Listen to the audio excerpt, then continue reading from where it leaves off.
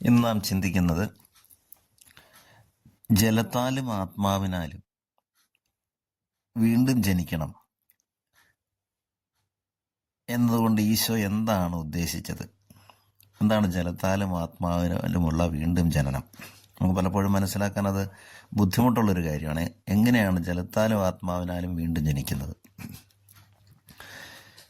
അതിൻ്റെ പശ്ചാത്തലം യോഹന്നാന്റെ സുവിശേഷം 3-ാം അധ്യായം 1 മുതലുള്ള തിരുവചനങ്ങൾ. നിക്കോദേമോസ് എന്ന പേരുള്ള ഒരു ഇസ്രയേലിലെ ഒരു ഫരിസയൻ, അദ്ദേഹം സൻഹദ്രീൻ സഭയിലെ അംഗമാണ്.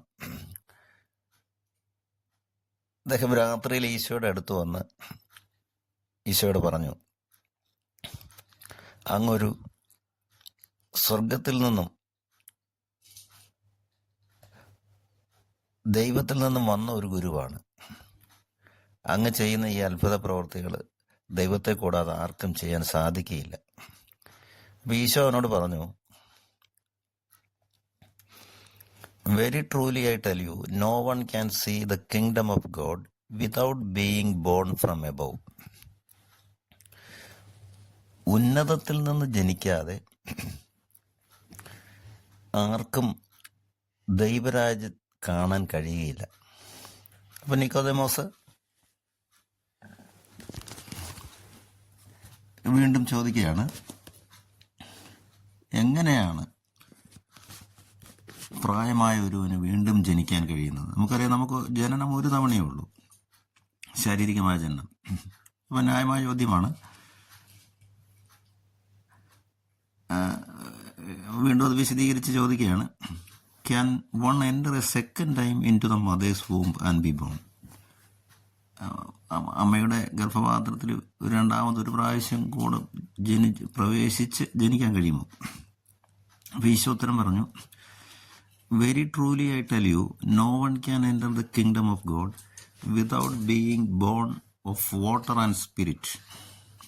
ഈശോ വ്യക്തമായിട്ട് മറുപടി കൊടുക്കുകയാണ്, അമ്മയുടെ ഉദരത്തിൽ രണ്ടാം പ്രാവശ്യം പ്രവേശിച്ചുള്ള ജനനമല്ല, ജലത്താലും ആത്മാവിനാലും.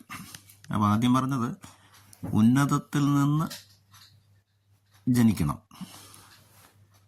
അപ്പോൾ ഉന്നതത്തിൽ നിന്നുള്ള ജനനം എന്ന് പറയുന്നത്, ഉന്നതത്തിൽ നിന്നുള്ള ജനിക്കുന്നത് യോഹന്നാൻ സുവിശേഷം 3-ാം അധ്യായം 3-ാം വാക്യമാണ്.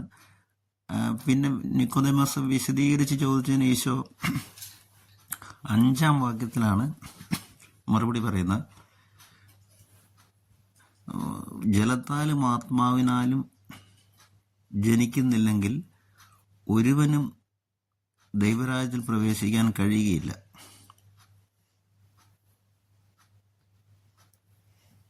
ആ ശരീരത്തിൽ നിന്ന്, മാംസത്തിൽ നിന്ന് ജനിക്കുന്നത് മാംസമാണ്. What is born of flesh is flesh and what is born of spirit is spirit. ആത്മാവിൽ നിന്ന് ജനിക്കുന്നത് ആത്മാവാണ്.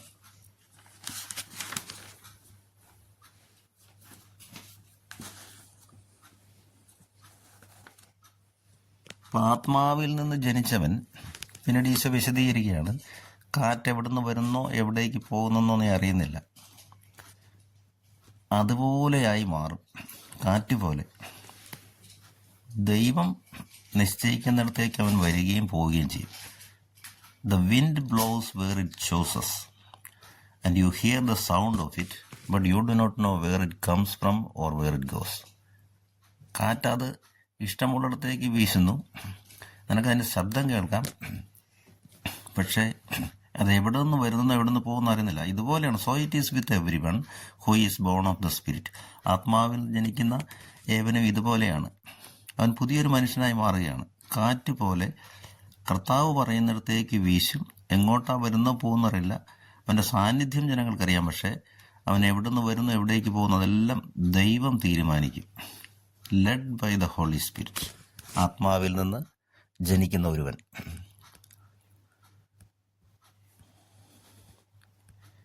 അപ്പോൾ ഇതിൻ്റെ ഒരു സൂചന ജലത്താലും ആത്മാവിനാലും ജനിക്കണം. ഈശോ നിക്കോദേമോസിനോട് ചോദിക്കുന്നുണ്ട്, നീ ഇസ്രായേലിലെ ഗുരുവല്ലേ, എന്നിട്ട് നീ ഈ കാര്യമൊന്നും മനസ്സിലാക്കുന്നില്ലേ? അപ്പോൾ ഈ കാര്യങ്ങളെ പറ്റിയുള്ളൊരു സൂചന പഴയ നിയമത്തിലുണ്ട്. അത് വായിക്കാൻ വേണ്ടിയിട്ട് നമ്മൾ എസെക്കിയേലിൻ്റെ പുസ്തകം 36-ാം അധ്യായം അതിൻ്റെ 25 മുതലുള്ള 25-26 വചനങ്ങൾ വായിക്കുമ്പോൾ നമുക്ക് ഈ ജലത്താലും ആത്മാവിനാലുമുള്ള ജനനത്തെപ്പറ്റി ഉള്ളൊരു സൂചന കിട്ടും. എസെക്കിയേൽ 36:25 മുതൽ I will sprinkle clean water upon you, and you shall be clean from all your uncleanness, and from all your idols I will cleanse you. ഞാൻ നിങ്ങളുടെ മേൽ ശുദ്ധജലം തളിക്കും, നിങ്ങളെല്ലാ അശുദ്ധിയിൽ നിങ്ങളെ കഴുകി വിശുദ്ധീകരിക്കും, നിങ്ങളെ എല്ലാ വിഗ്രഹങ്ങളിൽ നിന്നും നീക്കി ഞാൻ നിങ്ങളെ ശുദ്ധീകരിക്കും. 26-ാമത്തെ തിരുവചനം, A new heart I will give you and A new spirit I will puttu within you. ഞാൻ നിങ്ങൾക്കൊരു പുതിയ ഹൃദയം നൽകും, ഒരു പുതിയ ആത്മാവിനെ നിങ്ങളിൽ ഞാൻ പ്രവേശിപ്പിക്കും. And I will remove from your body the heart of stone and give you a heart of flesh. കല്ല് പോലുള്ള ഹൃദയം നിങ്ങളിൽ നീക്കി മാംസളമായൊരു ഹൃദയം ഞാൻ തരും. 27-ാമത്തെ വചനം കൂടെ, I will put my spirit within you and make you follow my statutes and be careful to observe my ordinances. അപ്പോൾ അത് ദൈവത്തിൻ്റെ വാഗ്ദാനമാണ് എസെക്കിയേലിലൂടെ. 27-ാമത്തെ വചനം, എൻ്റെ സ്പിരിറ്റിനെ, എൻ്റെ ആത്മാവിനെ ഞാൻ നിങ്ങൾക്ക് നൽകും. അങ്ങനെ എൻ്റെ കൽപ്പനകളും ചട്ടങ്ങളും പ്രമാണങ്ങളും എല്ലാം അനുസരിക്കാൻ ഞാൻ നിങ്ങളെ പ്രാപ്തരാക്കും. അപ്പോൾ ദൈവം തന്ന പ്രമാണങ്ങൾ അനുസരിക്കണമെങ്കിൽ മാനുഷിക ശക്തികൾ കൊണ്ട്, മനുഷ്യൻ്റെ സ്വന്തം നീതി കൊണ്ടോ ശക്തി കൊണ്ടോ പറ്റില്ല. അതുകൊണ്ടാണ് എസെക്കിയേൽ പ്രവചനത്തിൽ ഈ 27-ാമത്തെ വചനത്തിൽ വ്യക്തമായിട്ട് പഠിപ്പിക്കുകയാണ്, ഞാൻ എൻ്റെ ആത്മാവിനെ നിങ്ങളിൽ പ്രവേശിപ്പിക്കും, അങ്ങനെ എൻ്റെ ചട്ടങ്ങളും കൽപ്പനകളും എല്ലാം പാലിക്കുന്നതിന് നിങ്ങളെ ഞാൻ പ്രാപ്തരാക്കും. I will put my spirit within you and make you follow. നിങ്ങളെ അത് make you follow my statutes, എൻ്റെ കൽപ്പനകൾ അനുസരിക്കാൻ പ്രാപ്തരാക്കും. അപ്പം ദൈവം അതിനുള്ള ശക്തി തരികയാണ്.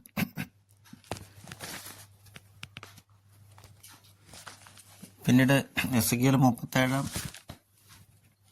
അധ്യായത്തിലും അസ്ഥികളുടെ താഴ്വര, the valley of dry bones, അതിലും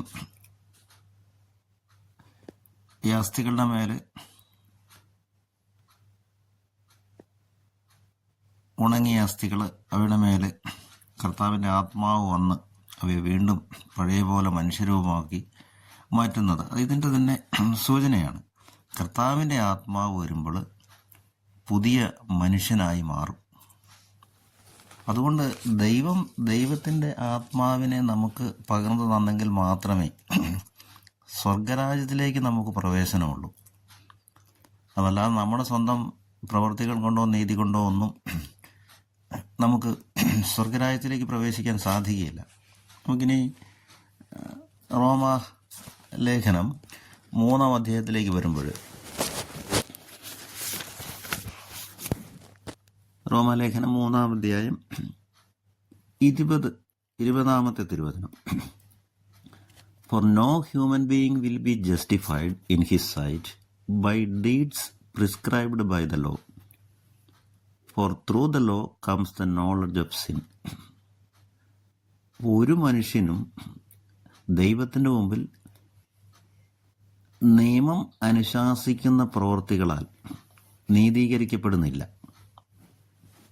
എന്തെന്നാൽ നിയമം വഴി പാപത്തെക്കുറിച്ച് അറിവുണ്ടാകുന്നതേ ഉള്ളൂ. അപ്പോൾ 10 പ്രമാണങ്ങളിൽ ഇന്ന കാര്യങ്ങൾ പാപമാണ്, ആ അറിവ് പ്രമാണങ്ങൾ തരുന്നുണ്ട്. ആ പ്രമാണങ്ങൾ നമുക്ക് പാലിച്ചാലും, ഈ പാപത്തെക്കുറിച്ചുള്ള അറിവിൽ നിന്ന് കുറച്ച് വിട്ടുനിൽക്കാൻ സാധിച്ചാലും ദൈവരാജ്യത്തിലേക്കുള്ള പ്രവേശനത്തിന് അത് മതിയാകില്ല. ആ നീതീകരണം ഈ പ്രമാണങ്ങളുടെ പാലനത്തിലൂടെ, പ്രമാണങ്ങൾ സ്വീകരിക്കുന്നതിലൂടെ അല്ലെങ്കിൽ അത് അനുസരിക്കുന്നതിലൂടെ നമുക്ക് ആ നീതീകരണം ലഭിച്ച് സ്വർഗരാജ്യത്തിലേക്ക് പ്രവേശിക്കാൻ പറ്റുകയില്ല. റോമാലേഖനം 3-ാം അധ്യായം തന്നെ 24-ാമത്തെ തിരുവചനം വരുമ്പോൾ പൗലോസ്ലീഹ വ്യക്തമായിട്ട് പഠിപ്പിക്കുകയാണ്. പരിശുദ്ധാത്മാവ് പൗലോസ്ലീഹയോട് നമുക്ക് പറഞ്ഞു തരിക, "They are now justified by His grace as a gift through the redemption that is in Christ Jesus." അവരിപ്പോൾ നമുക്ക് സൗജന്യമായി ലഭിക്കുന്ന അവൻ്റെ കൃപയാൽ, ദാനമായി ലഭിക്കുന്ന കൃപയാൽ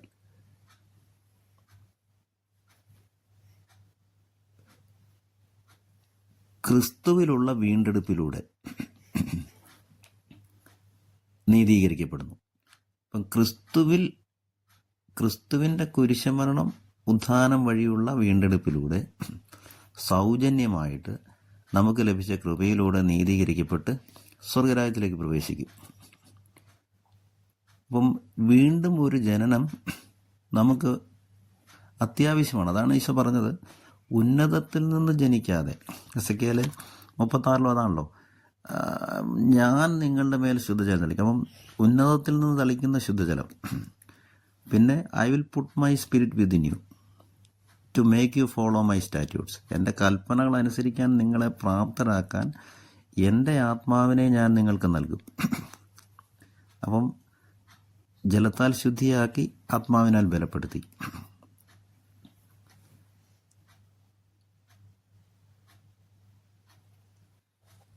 ഈ രണ്ട് കാര്യങ്ങളിലൂടെ മാത്രമേ ശാരീരികമായി മാതാപിതാക്കൾക്ക് ജനിക്കുന്ന ഒരു മനുഷ്യൻ സ്വർഗരാജ്യത്തിലേക്ക് പ്രവേശിക്കുകയുള്ളൂ. ഇനി എന്താണ് ഈ ജലത്താലും ആത്മാവിനാലും? ഈശോ അതുകൊണ്ട് നിക്കോദെമോസിനോട് ജലത്താലും ആത്മാവിനാലും ജനിക്കണമെന്ന് പറഞ്ഞതുകൊണ്ട് ഈശോ എന്താണ് ഉദ്ദേശിച്ചത്? അതിൻ്റെ സൂചന ലഭിക്കാൻ വേണ്ടിയിട്ട് നമുക്ക് 1 കൊറിന്തോസ് 10-ാം അധ്യായം 1 മുതൽ 4 വരെയുള്ള തിരുവചനങ്ങളിലേക്ക് പോകാം. 1 കൊറിന്തോസ് 10-ാം അധ്യായം 1 മുതൽ 4 വരെയുള്ള തിരുവചനങ്ങൾ. "സഹോദരരെ, നിങ്ങൾ ഇക്കാര്യങ്ങളെക്കുറിച്ച് അറിവില്ലാത്തവരായിരിക്കരുത് എന്ന് ഞാൻ ആഗ്രഹിക്കുന്നു. അതായത്, നമ്മുടെ പൂർവികർ മേഘത്തണലിലും കടലിലൂടെ കടന്നും, മേഘത്തിലും കടലിലും മോശയോട് ചേർന്ന് സ്നാനമേറ്റു. 3-ാം തിരുവചനം വരുമ്പം "All ate the same spiritual food and all drank the same spiritual drink." എല്ലാവരും ഒരേ ആത്മീയ ഭക്ഷണം കഴിച്ചു, എല്ലാവരും ഒരേ ആത്മീയ പാനീയം കുടിച്ചു. എന്നിട്ട് തുടർന്ന് പറയാണ്, "For they drank from the spiritual rock that followed them. The rock was Christ." അപ്പോൾ അവർ കുടിച്ചത് അവരുടെ പിന്നാലെ വന്ന ക്രിസ്തുവാകുന്ന ശിലയിൽ നിന്നാണ്.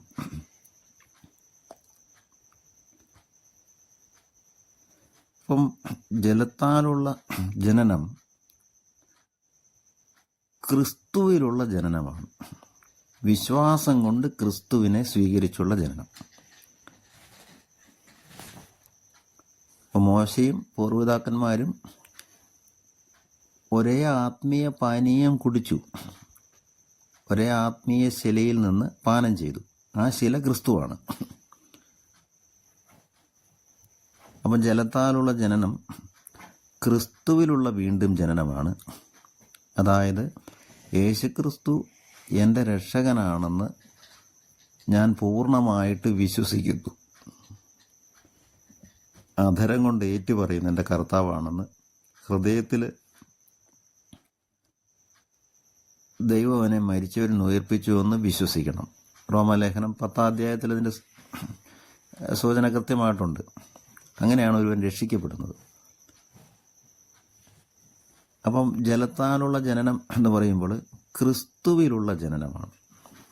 ക്രിസ്തുവിനെ പൂർണ്ണമായിട്ട് വിശ്വസിക്കുക, രക്ഷകനും നാഥനുമായിട്ട് യേശുവിനെ സ്വീകരിക്കുമ്പോൾ ഉണ്ടാകുന്ന പുതിയ ജനനം. രണ്ടാമത്തെ ഒരു സൂചന എന്ന് പറയുന്നത് എഫെസൂസ് ലേഖനം 5-ാം അധ്യായം 25 മുതൽ 27 വരെയുള്ള തിരുവചനങ്ങൾ. അപ്പം അതിലിങ്ങനെയാണ് പഠിപ്പിക്കുന്നത്: ഭർത്താക്കന്മാരെ, ക്രിസ്തു സഭയെ സ്നേഹിച്ചതുപോലെ നിങ്ങൾ ഭാര്യമാരെ സ്നേഹിക്കണം. സഭയ്ക്ക് വേണ്ടി തന്നെ സമർപ്പിച്ചതുപോലെ. 26-ാം വചനം ഇങ്ങനെയാണ് പഠിപ്പിക്കുന്നത്. 25 മുതലുള്ള വചനം വായിക്കാം. Husbands, love your wives just as Christ loved the church and gave himself up for her, in order to make her holy by cleansing her with the washing of water by the word. അവളെ വിശുദ്ധീകരിക്കാൻ വചനമാകുന്ന ജലത്താൽ കഴുകി വെണ്മയുള്ളതാക്കി. 27-ാം തിരുവചനം. So as to present the church to himself in splendor, without a spot or wrinkle or anything of the kind, so that she may be holy and without blemish. കറയോ ചുളിവോ ഒന്നുമില്ലാതെ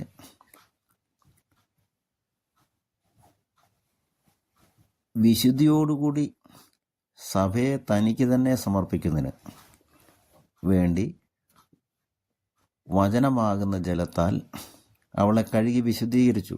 സഭയെന്നുദ്ദേശിക്കുന്നത്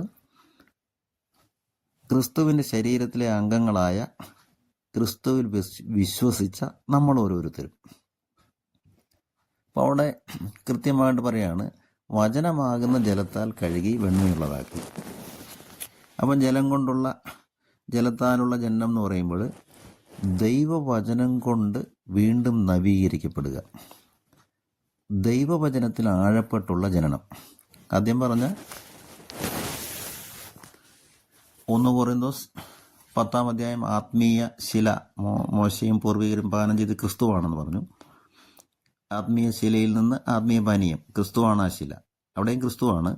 ഇവിടെ പറയുകയാണ്, വചനമാകുന്ന ജലം കൊണ്ട് അവൻ്റെ സഭയെ കഴുകി വെണ്മയുറ്റതാക്കി. വചനം കൊണ്ടുള്ള കഴുകൽ, വചനം ക്രിസ്തുവാണ്. ഇപ്പം രണ്ടും ഒന്ന് തന്നെയാണ്. അപ്പം ഒന്നുകിൽ ഇങ്ങനെ നമുക്കിങ്ങനെ മനസ്സിലാക്കാം, ക്രിസ്തുവിലുള്ള വിശ്വാസം വഴി ലഭിക്കുന്ന വീണ്ടും ജനനം, അതാണ് ജലത്താലുള്ള ജനനം. വചനം കൊണ്ട് നിറയുമ്പോൾ, ഒരുവൻ വചനം കൊണ്ട് നിറയുമ്പോൾ യേശുക്രിസ്തുവിനെ കൊണ്ട് നിറയും. രണ്ടും ഒന്നാണ്. ദൈവവചനത്തിൽ ആഴപ്പെടുമ്പോൾ ക്രിസ്തുവിനെക്കുറിച്ചുള്ള അറിവ് കൊണ്ട് നിറഞ്ഞ് പൂർണ്ണ വിശ്വാസത്തിലേക്ക് ഒരുവൻ ക്രിസ്തുവിലുള്ള വിശ്വാസത്തിലേക്ക് നയിക്കപ്പെടും. രണ്ടും ഒന്ന് തന്നെയാണ്. അപ്പം ജലത്താലുള്ള ജനനം എന്ന് പറയുന്നത് ക്രിസ്തുവിലുള്ള ജനനമാണ്, വചനം കൊണ്ടുള്ള ജനനമാണ്, ക്രിസ്തുവിനെ സ്വീകരിക്കുന്നത് വഴിയുള്ള ജനനമാണത്. ഇനി രണ്ടാമത് പരിശുദ്ധാത്മാവിലുള്ള ജനനമാണ്, ജലത്താലും ആത്മാവിനാലും. റോമാലേഖനം 8-ാം അധ്യായം 9-ാം തിരുവചനത്തിൽ പറയാണ്, നിങ്ങൾ ശരീരത്തിലല്ല ആത്മാവിലാണ്. You are not in the flesh, you are in the spirit, since the spirit of God dwells in you. ദൈവത്തിൻ്റെ ആത്മാവ് നിങ്ങളിൽ വസിക്കുന്നത് കൊണ്ട് നിങ്ങൾ ആത്മാവിലാണ് ജീവിക്കുന്നത്. ദൈവത്തിൻ്റെ ആത്മാവില്ലാത്തവൻ ദൈവത്തിൻ്റെ സ്വന്തമല്ല. തുടർന്ന് പറയാണ്, ക്രിസ്തു നിങ്ങളിൽ ഉണ്ടെങ്കിൽ പാപം മൂലം നിങ്ങളുടെ ശരീരം മൃതമാണെങ്കിൽ കൂടി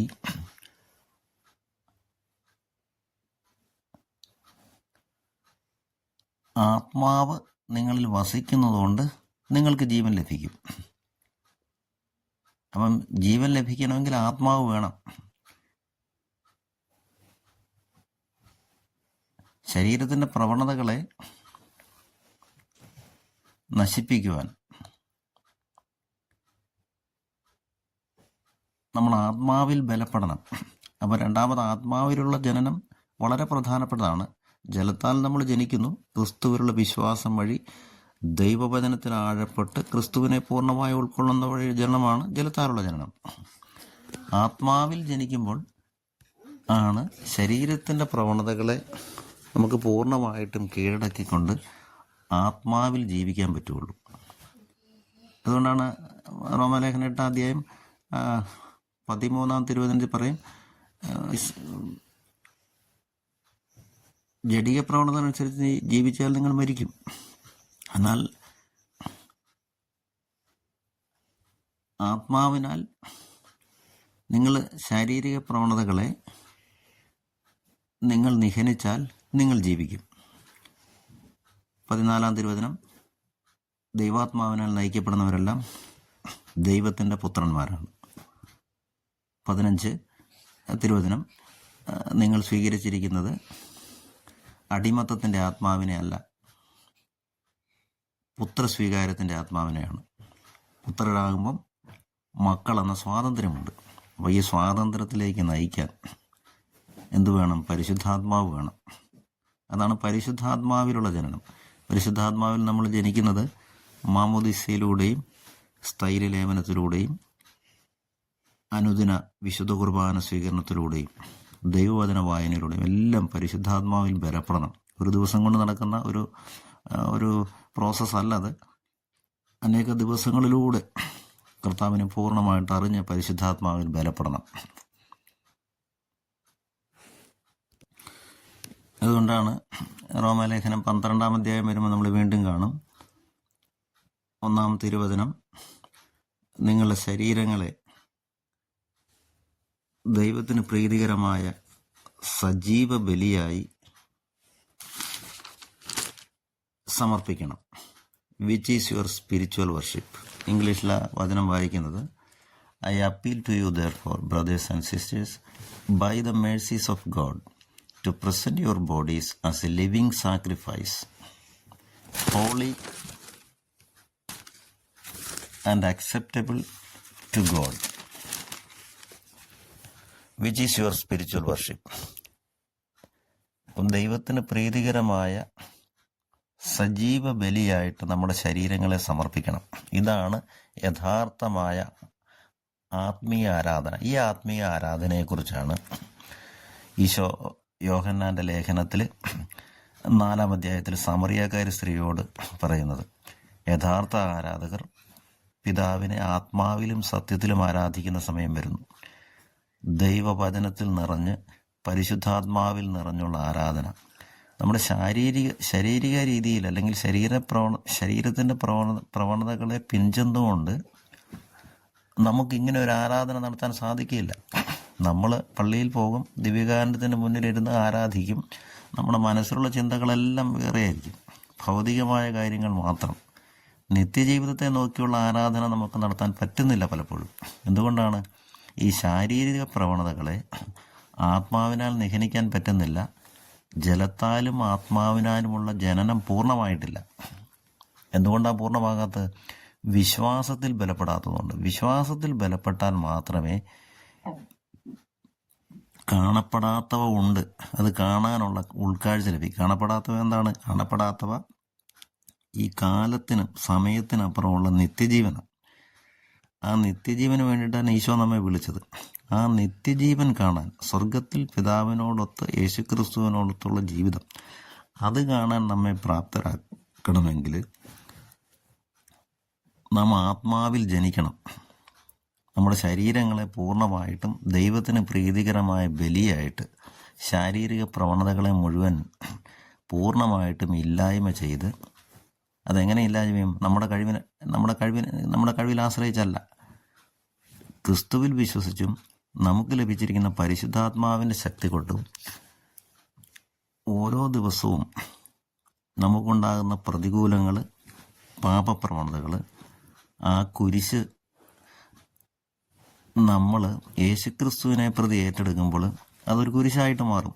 ഓരോ സഹനവും, ഓരോ പ്രതികൂലവും, ഓരോ പാപപ്രവണതകളെ നിഹനിക്കലും നമുക്കൊരു കുരിശായിട്ട് മാറും. ആ കുരിശിൽ നമ്മൾ മരിക്കണം. അപ്പോൾ ഓരോ ദിവസവും ഈ കുരിശുമരണം സംഭവിക്കും യേശുക്രിസ്തുവിനോടത്ത്. അത് നമുക്ക് മാമോദിസയിൽ ലഭിച്ചതാണ്. മാമോദിസയിൽ നമ്മൾ യേശുക്രിസ്തുവിനോടത്ത് മരിക്കുന്നു എന്നാണ് പറയുന്നത്. അപ്പോൾ ആ മരണം നമ്മൾ അനുദിന ജീവിതത്തിൽ വിശ്വാസം വഴി വീണ്ടും വീണ്ടും യേശുക്രിസ്തുവിനോടത്ത് നമ്മുടെ ശാരീരിക പ്രവണതകൾക്ക് മരിക്കുന്നു. അങ്ങനെ മരിക്കുമ്പോൾ ദൈവിക ജീവൻ ആ ഓരോ സമയത്തും നമ്മളിൽ നിറയപ്പെടാൻ തുടങ്ങും. അങ്ങനെ സജീവ സമർപ്പണം നടത്തി ദൈവത്തിന് പ്രീതികരമായിട്ട് ബലിയായിട്ട് നമ്മുടെ ശരീരങ്ങളെ കൊടുത്തു കഴിയുമ്പോൾ നമ്മൾ യഥാർത്ഥ ആത്മീയ ആരാധകരായിട്ട് മാറും.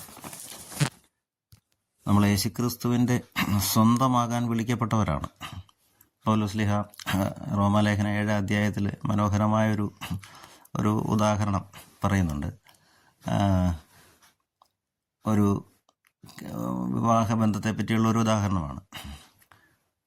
ഒരു സ്ത്രീ ഒരു പുരുഷനോട് വിവാഹിതയായിരിക്കുന്നത്, ആ ബന്ധം ആ ഭർത്താവ് മരിക്കുന്നത് വരെ ആ ബന്ധത്തിലാണ്. ആ മരിക്കുന്നതിന് മുമ്പ് അവൾ മറ്റൊരാളെ ഭർത്താവായി സ്വീകരിച്ചാൽ അവൾ വ്യഭിചാരം ചെയ്യും.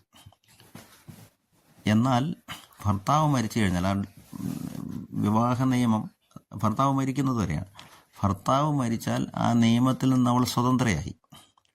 പിന്നെ മറ്റൊരാളുടെ സ്വന്തമാകാം താല്പര്യമുണ്ടെങ്കിൽ, മറ്റൊരാളെ വിവാഹം കഴിക്കാം. ഇതുപോലെ തന്നെ യേശുക്രിസ്തുവിൻ്റെ മരണം വഴി ഈ നിയമത്തോടുള്ള ബന്ധത്തിൽ നിന്ന് നമ്മൾ മോചിതരായി.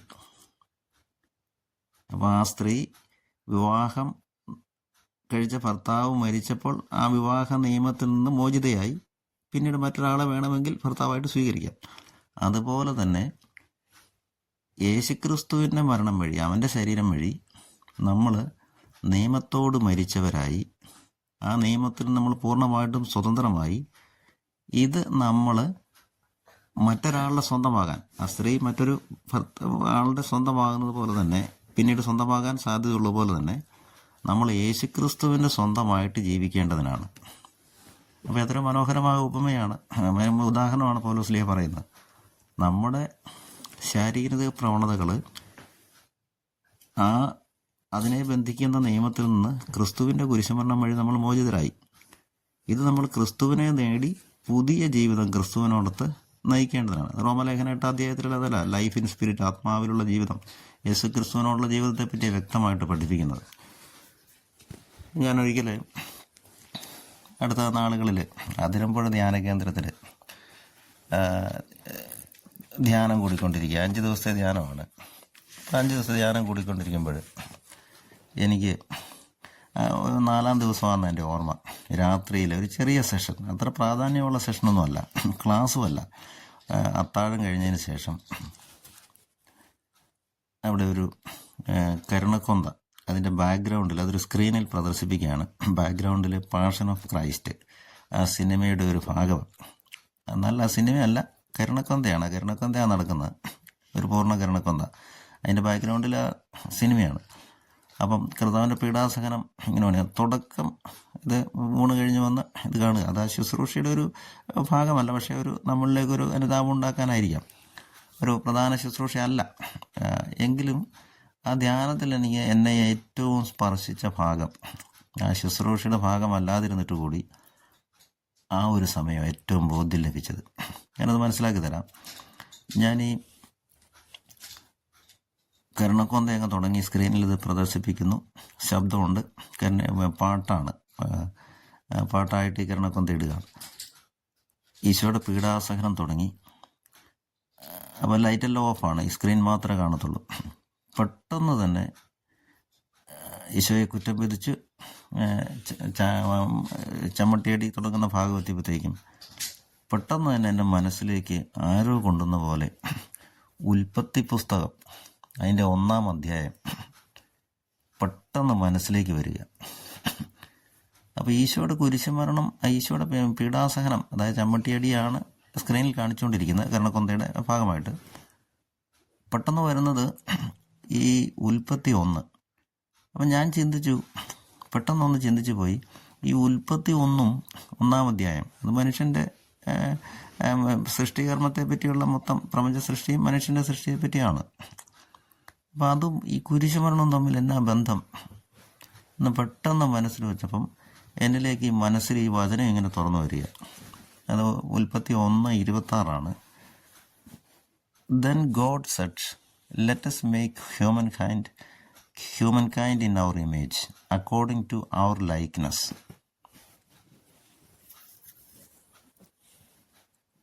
ദൈവം ഇങ്ങനെ പറഞ്ഞു, നമുക്ക് മനുഷ്യനെ നമ്മുടെ ഛായയിലും സാദൃശ്യത്തിലും സൃഷ്ടിക്കാം. അപ്പം ഞാനിങ്ങനെ ഓർത്തപ്പോൾ പെട്ടെന്ന് മനസ്സിലേക്ക് വന്നു ഈ ഛായയിലും സാദൃശ്യത്തിലും സൃഷ്ടിച്ച മനുഷ്യൻ. ഇവിടെ കാണുന്നത് യേശുവിൻ്റെ ചമ്മട്ടിയടി. അപ്പോൾ ഇതെങ്ങനെ ബന്ധിപ്പിക്കാമെന്ന് നോക്കണം. ആത്മാവ് ഒരു ബോധ്യം തരികയാണ്. ദൈവത്തിൻ്റെ ഛായയിലും സാദൃശ്യത്തിലും സൃഷ്ടിയുടെ തുടക്കത്തിൽ സൃഷ്ടിക്കപ്പെട്ട മനുഷ്യൻ അവൻ അധപ്പതിച്ച് പോയപ്പോൾ അതിൻ്റെ ഫലമായി ചമ്മട്ടിയടി. കാരണം ദൈവത്തിൻ്റെ സാദൃശ്യവും ഛായ എന്ന് പറയുന്നത് ദൈവത്തിൻ്റെ സ്വഭാവമാണ്, ദൈവത്തിൻ്റെ അനശ്വരതയാണ്. അപ്പോൾ അനശ്വരതയ്ക്ക് വേണ്ടിയിട്ടാണ് മനുഷ്യൻ സൃഷ്ടിക്കപ്പെട്ടത്. അതുകൊണ്ടാണല്ലോ റിഡംഷൻ ഇൻ ക്രൈസ്റ്റ് എന്ന് പറയുന്നത്. ക്രിസ്തുവിലുള്ള വീണ്ടെടുപ്പ് എന്ന് വെച്ചാൽ ഒരിക്കൽ നഷ്ടപ്പെട്ടു പോയത് വീണ്ടും എടുക്കുകയാണ്. ശരീരങ്ങളുടെ വീണ്ടെടുപ്പാകുന്ന പുത്രദ്രപ്തി, റോമാലേഖനം 8 അധ്യായത്തിൽ ഭാഗം നമ്മൾ വായിക്കും. അപ്പോൾ വീണ്ടെടുപ്പ്, റീഗെയിൻ, റിഡംഷൻ, വീണ്ടും ലഭിക്കുക, വീണ്ടും എടുക്കുക. ഇപ്പോൾ ഒരിക്കൽ നഷ്ടപ്പെട്ടു പോയി. അപ്പം ദൈവത്തിൻ്റെ ഛായയിലും സാദൃശ്യത്തിലും സൃഷ്ടിക്കപ്പെട്ട മനുഷ്യൻ ദൈവത്തിൻ്റെ ഛായയും സാദൃശ്യവും ദൈവത്തിൻ്റെ സ്വരം കേൾക്കാതെ നഷ്ടപ്പെടുത്തി.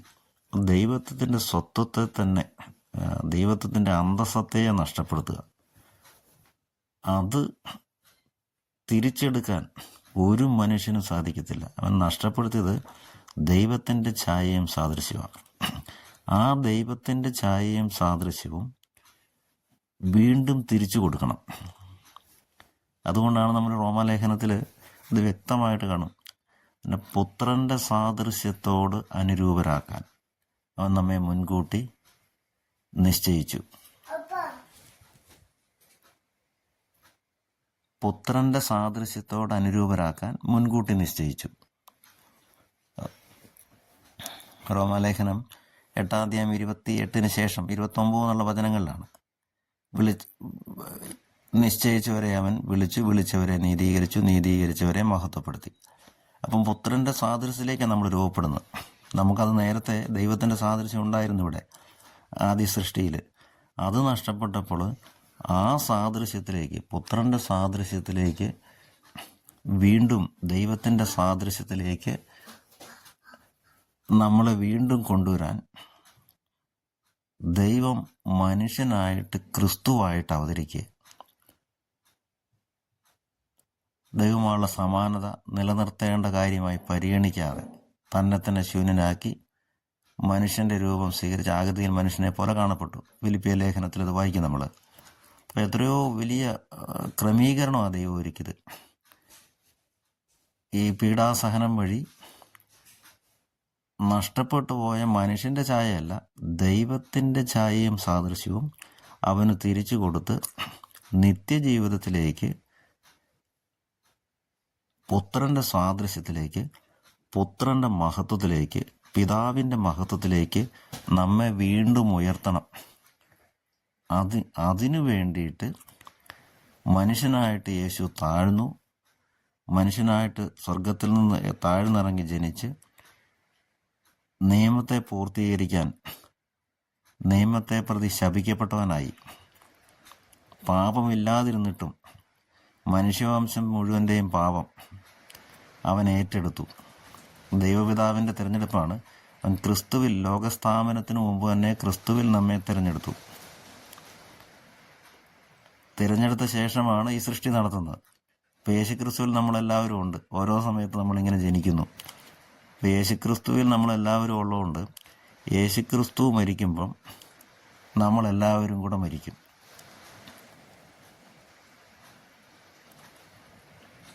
ഒരുവൻ എല്ലാവർക്കും വേണ്ടി മരിച്ചതിനാൽ, നമ്മൾ വചനത്തിൽ അങ്ങനെയാണല്ലോ വായിക്കുന്നത്.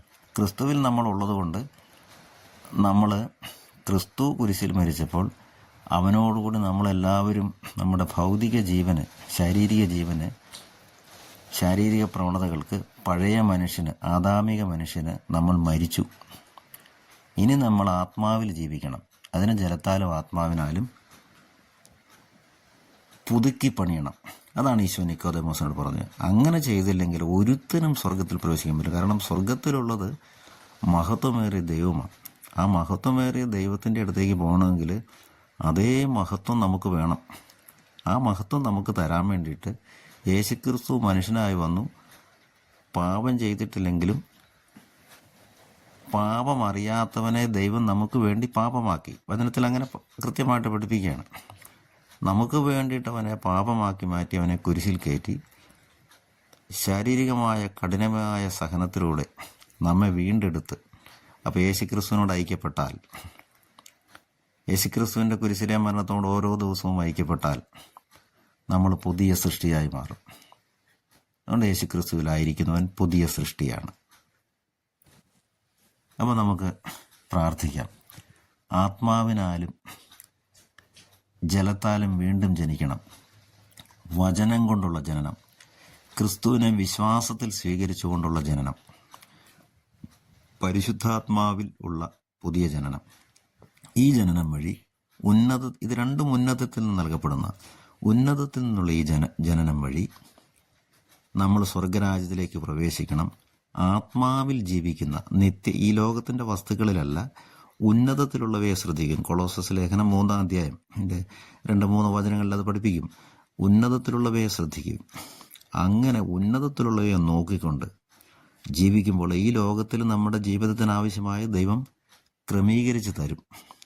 അതേപ്പറ്റി ഉത്കണ്ഠപ്പെടേണ്ട കാര്യമില്ല. ഓരോ ദിവസത്തിനും അതതിൻ്റെ ക്ലേശം മതി. നമ്മൾ മത്തായി 6:33 വായിക്കുമല്ലോ, അവൻ്റെ രാജ്യവും നീതിയൊക്കെ അന്വേഷിക്കുമ്പോൾ ദൈവത്തിൻ്റെ നീതിയും ദൈവത്തിൻ്റെ രാജ്യവും അത് രണ്ടും അന്വേഷിക്കുമ്പോൾ, ദൈവിക സ്വഭാവത്തോട് നമ്മൾ ചേർന്ന് നിൽക്കുമ്പോൾ നമ്മുടെ അനുദിന ജീവിതത്തിന് വേണ്ട ദൈവം നമുക്ക് ക്രമീകരിച്ച് തരും. ഉത്കണ്ഠപ്പെടേണ്ട കാര്യമില്ല. അപ്പോൾ നമ്മൾ ശ്രദ്ധിക്കേണ്ടത് ആത്മാവിലുള്ള ജീവിതം, പുതിയ ജീവിതം, ലൈഫ് ഇൻ സ്പിരിറ്റ്, നിത്യജീവിതം. ആ ഒരു ബോധ്യം നമുക്ക് പലപ്പോഴും ഈ കാലഘട്ടത്തിൽ നഷ്ടപ്പെട്ടു പോകുന്നു. പലപ്പോഴും നമ്മൾ ധ്യാനിക്കാൻ പോകുമ്പോഴും എല്ലാം പ്രശ്നങ്ങളിൽ നിന്നുള്ള വിടുതലും, സാമ്പത്തിക പ്രശ്നമായിരിക്കാം, രോഗങ്ങളായിരിക്കാം, അതിനപ്പുറത്തേക്ക് കാണാൻ നമുക്ക് ഒരു ഉൾക്കാഴ്ച കിട്ടുന്നില്ല. പലപ്പോഴും പ്രബോധനങ്ങൾ പോലും അങ്ങനെ ആയി പോകുന്നുണ്ട്. അതുകൊണ്ട് നമുക്ക് ഈശോയോട് പ്രാർത്ഥിക്കാം, ദൈവവചനത്തെക്കുറിച്ചുള്ള ഉൾക്കാഴ്ച ഞങ്ങൾക്ക് തരണമേ. ആത്മാവിലുള്ള ജനനം, ആത്മാവിലുള്ള പുതിയ ജീവിതം എന്തെന്ന് ഞങ്ങൾക്ക് മനസ്സിലാക്കി തരണമേ എന്ന് ഈശോയോട് നമുക്ക് പ്രാർത്ഥിക്കാം. ആമേൻ.